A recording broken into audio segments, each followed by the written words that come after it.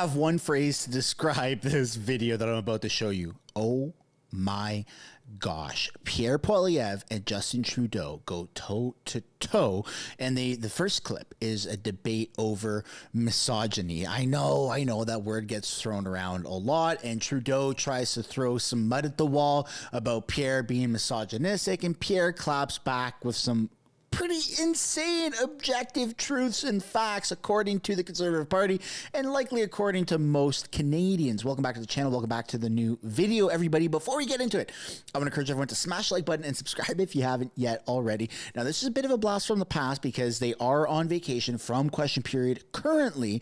So in lieu of that, I've got some very good clips pulled up, and I think you're going to enjoy this, hopefully as much as I do.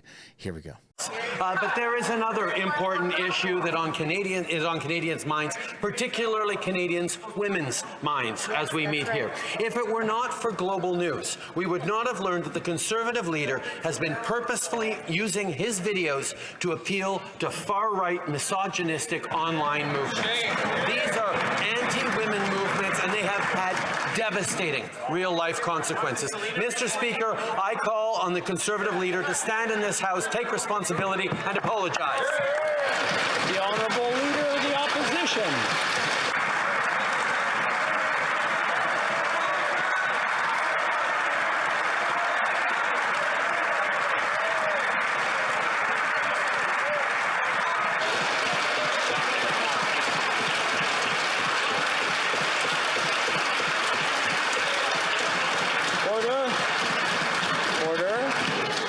The Honourable Leader of the Opposition. I condemned this organization, and I corrected the problem as soon as it became known to me, Mr. Speaker. But I condemn all forms of misogyny, including when the Prime Minister fired the very first female Indigenous Attorney General.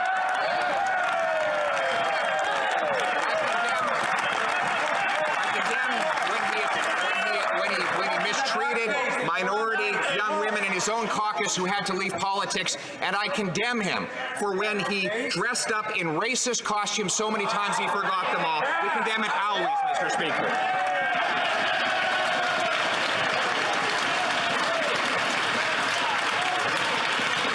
The Right Honourable Prime Minister. Mr. Speaker, the choice made by the Conservative leader in reaching out to extremist online groups into, pulling in anti-women, misogynistic groups for his own political gain is one that he will have to answer for. I think women across this country want to know why he allowed this to happen and want to see him take responsibility for it. The Honourable Leader of the Opposition. I took responsibility and corrected it as soon as it became known to me. But the Prime Minister does not take responsibility for the extremism that he has funded. He funded a vicious anti-Semite to spread hatred online with taxpayers' dollars. He repeatedly, in fact, so many times he can't even keep track, dressed up in racist costumes for which he has not ever come fully to account. And he drove many women of his own caucus out of the party and out of Parliament altogether with his mistreatment of them. We condemn all of that behavior. We condemn misogyny always and everywhere, and we ask the Prime Minister to finally do the same.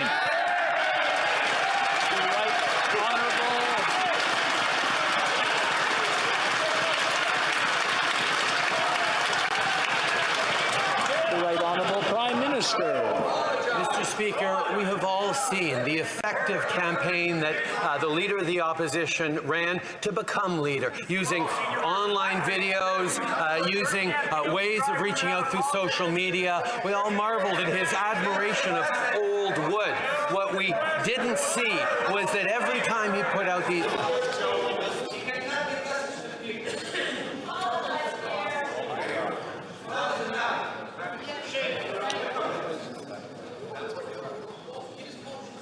Are we done? Prime Minister, from the top, please.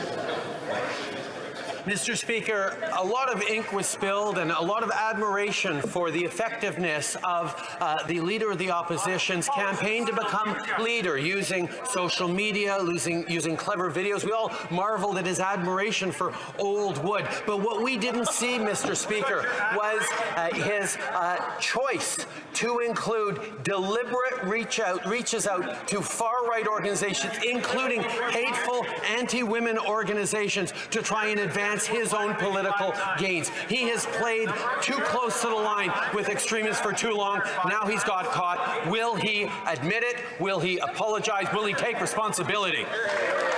Holy smokes! Let me know down in the comments what you thought about that debate clip. That was absolutely insane. Pierre Poilievre doesn't hold anything back against Justin Trudeau. And also, this is a bit of an older clip just by nature. You can tell by Pierre wearing his glasses. So let me know down below if you think it was a good move for Pierre to remove his glasses, or if he should bring them back. I know that Trudeau in the past has brought that up as a debating point, that Pierre should put his glasses back on because he would see things better, such as how beneficial the carbon tax is, 8 out of 10 Canadians, and yada, yada, yada.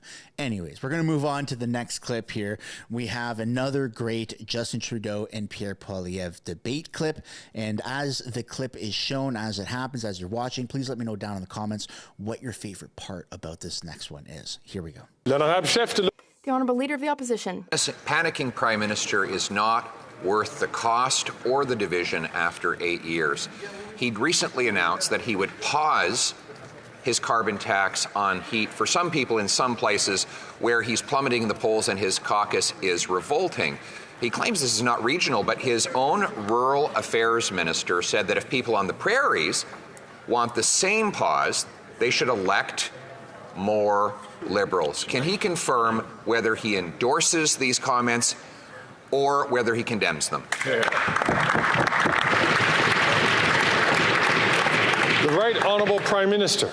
Perhaps the Conservatives think that phasing out coal was divisive because some parts of the country had already phased out coal, and it only targeted the parts of the country that still rely on coal to generate electricity. Mr. Speaker, we are united in our desire to fight climate change as Canadians. We are united in our desire to support Canadians who need it through into a better future. That's why banning and phasing out home heating oil by replacing them with heat pumps right across the country is an approach that will unite Canadians. The only division is amongst Conservatives who still think that climate change is fake. That's right. The Honourable Leader of the Opposition. Stating falsehoods about our position will not distract from the original question. Here is the question. The Minister of Rural Development said that if people in the prairies wanted a pause on the carbon tax for home heat, they should elect more Liberals. Does the Prime Minister denounce these comments, or does he agree with them? The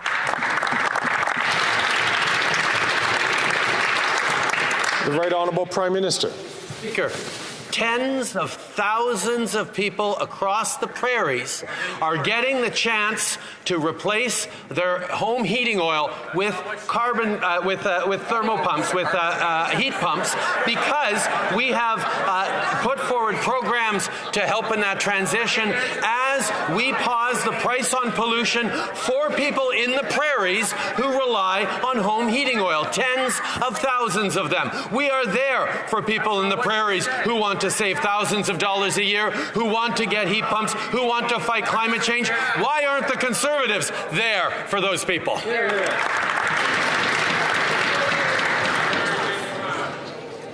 The Honourable Leader of the Opposition. We're there for all Canadians.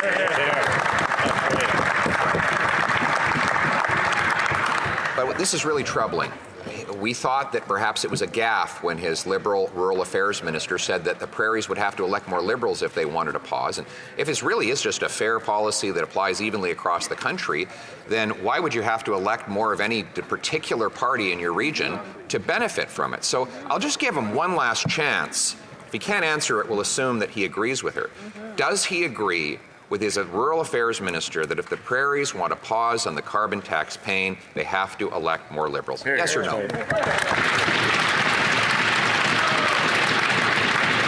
The Right Honourable Prime Minister. No, Mr. Speaker, because people in the prairies who heat with home heating oil already are benefiting from a pause on the price of carbon, on the carbon price. That's because, Mr. Speaker, this pause that we put in applies right across the country. So the tens of thousands of Canadians in rural Canada, in the prairies, are going to be able to benefit from the transition to heat pumps. That is why, Mr. Speaker, we're going to continue to step up, including in doubling the rural top-up on the carbon price rebate. We will continue to deliver for Canadians right across the country, and we will continue to be there for all Canadians, including women.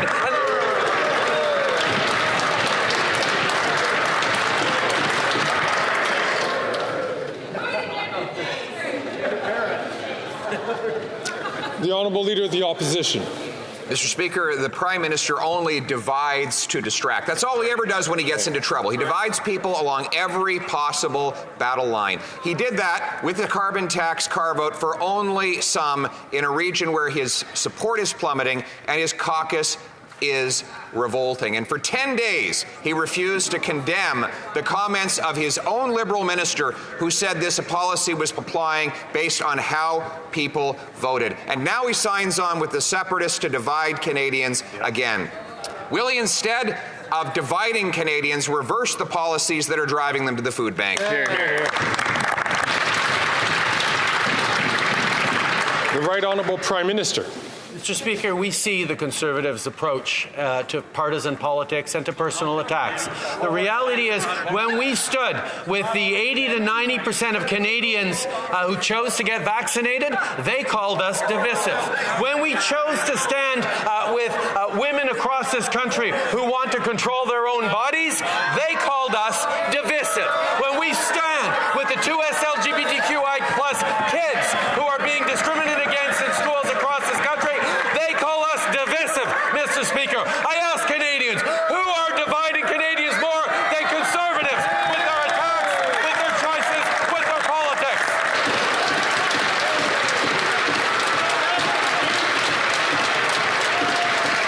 What a great video this was. You have debates over misogyny, Pierre throwing some mud at Justin Trudeau, and then you have Trudeau throwing insane tantrums. I love this because it's our democratic right here in Canada to be able to watch these live debates. And I got to tell you, I think a lot of Americans are actually jealous that we have this, because wouldn't it be crazy to see, I don't know, just off the top of my head, Joe Biden and Trump debate and go toe-to-toe? I mean, that would be crazy.